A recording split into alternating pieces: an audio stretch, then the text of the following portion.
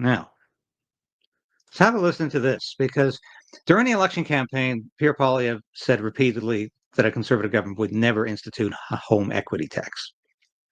The Liberal government's doing it through the back door. Let's watch this. Existence of persons other than the taxpayer who share interest in the real estate. So, not just if you're a realtor or you work in trades or you work in financing, what does your spouse do? Okay, level beyond that. How many people get gifts or have co-signers in mortgages in Canada? Okay, so they get their mom or dad to co-signer on that. What do they do as a profession? Are they in real estate? Are they in trades? Are they in financing? They want to disallow your principal residence exemption for that. Okay, so people are saying, it's like, well, we don't want to lose your principal residence exemption. It's like, guess what? You're already losing it. Administratively, they're already starting to block this. Okay. The nature of the occupation of the other persons referred to in I above, as well as their stated intentions and courses of conduct. Okay, so if someone lent you some money, so we already talked about what their profession is, that other person, but if they lent you some money, what was their intentions? Well, most of the time when people lend money, it's to make a rate of return. Inherently, it's to make a rate of return. That's the goal of it, right? And so what that in itself, the intentions of the other person on the title, that can block your principal residence exemption, okay? Factors which motivated the sale of the real estate. I want to focus on those factors that motivated the sale, because this one, when you think about it, it's absurd. It's like in this case, the client sold because it wasn't going to work for their growing family. They weren't when they started to renovate it. They weren't totally happy with the build quality and felt that they couldn't really complete the renovations to any standard that would accommodate their family moving forward. But like, why do people normally sell real estate? Normally, people sell real estate to realize a gain. I mean, the whole term starter home, it's to get into the property market, to get a bit of equity, hopefully get a bit of appreciation, and sell it someday to move on. But that in itself, CRA wants to say it makes you ineligible to use your principal residence exemption. So, I mean, the only reason you could use your principal residence exemption is because you have to move away for a job or you die, I guess. That's the, because if the factors that motivated the sale, if your price had gone up and you sell because the price has gone up, well, hey, you sold because the price went up, so obviously we should tax you on that. I mean, this is the absurdity that CRA is using. This isn't my speculation. This is actually what's on the CRA audit documents that we've received, okay? And then the evidence that the taxpayer and or associates had dealt extensively in real estate, okay? So let's say you're building a real estate portfolio, okay? As this client was, he was building a real estate portfolio, and you're paying tax on those gains, you're paying rental income on those gains, and you still need a place to live for yourself. And so think about like everyone, how many people own a rental property in Canada? It's like, that's a common thing. Owning a rental property is fairly common.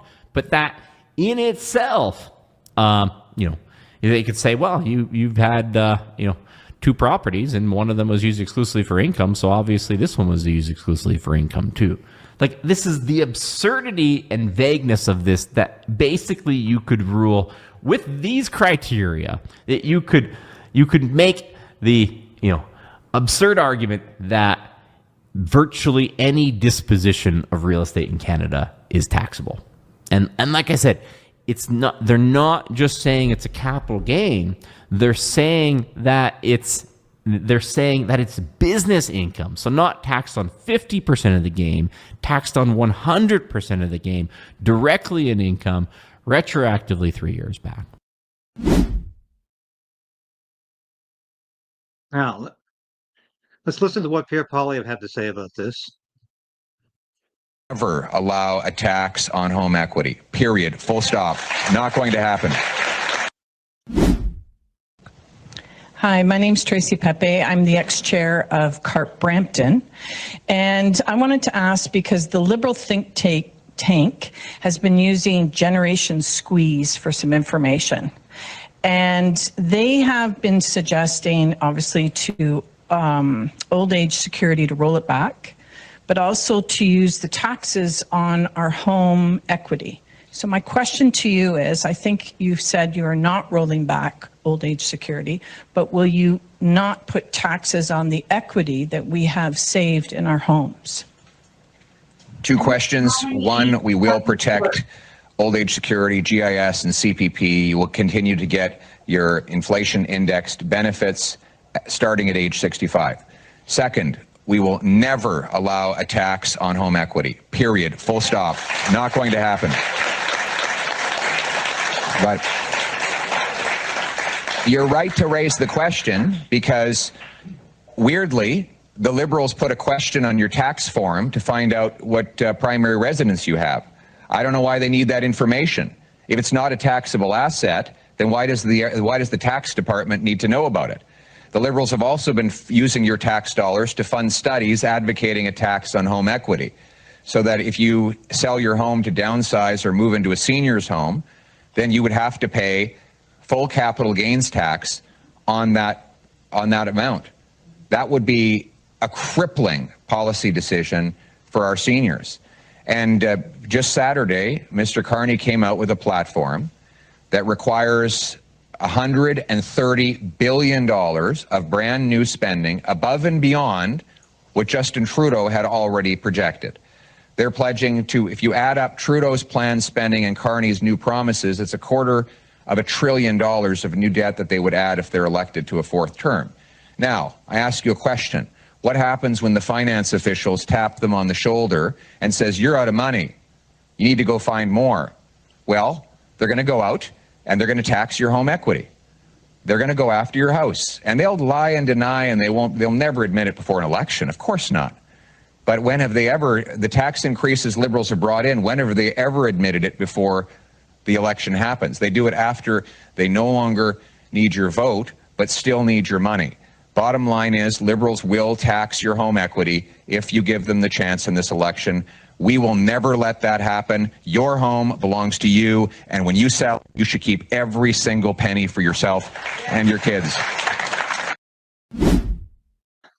That's what we need to hear about this issue. And the Liberals are doing it through the back door, like so many other things. So what do we have right now? What kind of a country are we facing? I want to share this with you, because this is I find the headline to be absolutely incredible. Now get this. Get this. Carney announces long-awaited automatic tax filing. Yeah, and make school food program permanent. Were you waiting for this?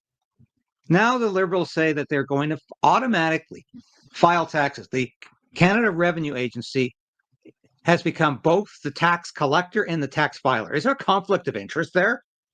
Oh, but it's all about making sure the poorer people get all the benefits they need, because they tend not to file taxes because they know they don't have to pay any.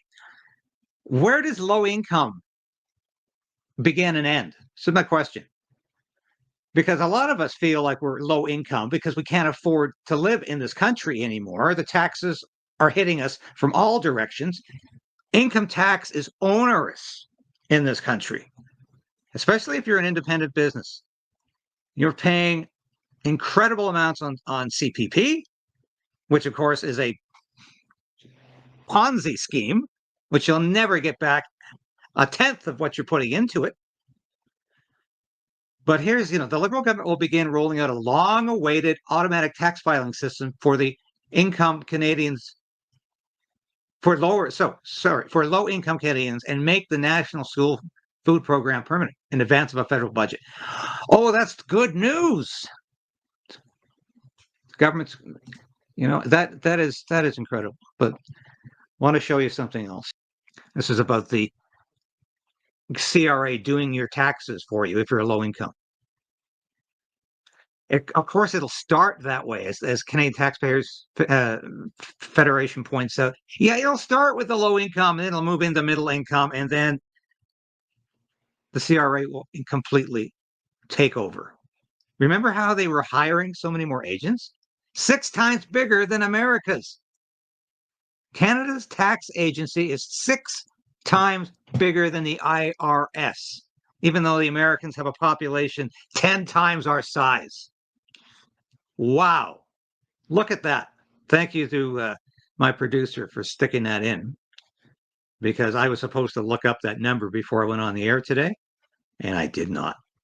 So, but isn't that incredible? I used to always tell people that compared to the IRS, the CRA was a lot more lenient, a lot more polite, a lot less easy to deal with.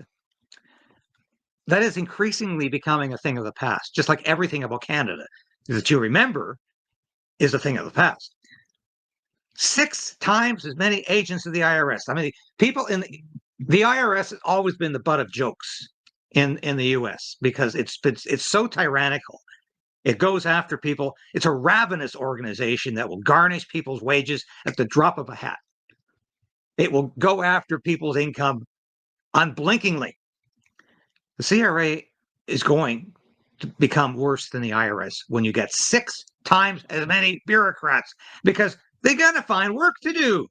And that means persecuting the enemies of the Liberal government. That's what they'll do next. You bet you. That's exactly what they'll do next. Thank you for sharing this station with your friends and family. Thank you for hitting that like button, because I tell you, we are fighting back in a way I've never had to before, because I am going to keep this station on the air. I am going to keep fighting for freedom. I'm going to keep fighting for justice and truth, because that's all I have left. And I am damn determined to resist this Carney government in any way possible, as it encroaches upon our individual freedom. And it will continue to do that, mark my words. And that's why we're here today. I'll be back again tomorrow, same time, same place, 10 a.m. This has been David Crayden, broadcasting live from our nation's capital in Ottawa. Thank you for watching. We'll see you again tomorrow. You can't handle the truth. Resolve to resist